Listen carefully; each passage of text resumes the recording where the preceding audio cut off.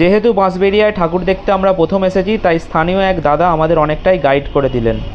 খুব ভালো। কুণ্ডুয়ালি আর আগন্তুক।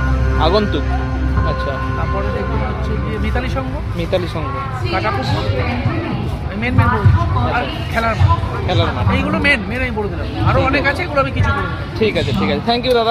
আগন্তুকের গেট অবিনশ্বর, মনে হয় এখানে আত্মাকে বোঝাতে চেয়েছে।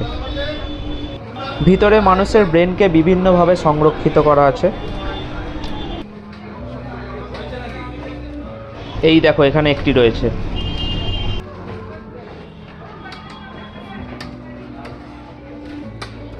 একটা পূজা মণ্ডপ দেখো, উফ কি অন্ধকার।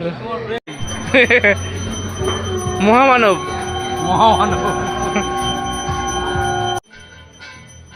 এবার মণ্ডপের ভিতরটা দেখো, সত্যি একেই বলে থিম।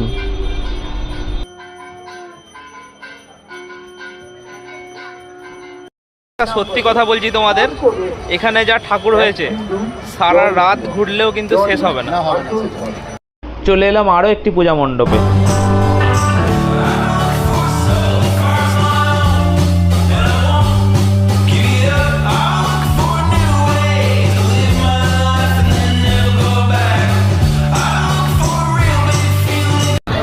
বন্ধুরা ক্রাউড দেখো খালি।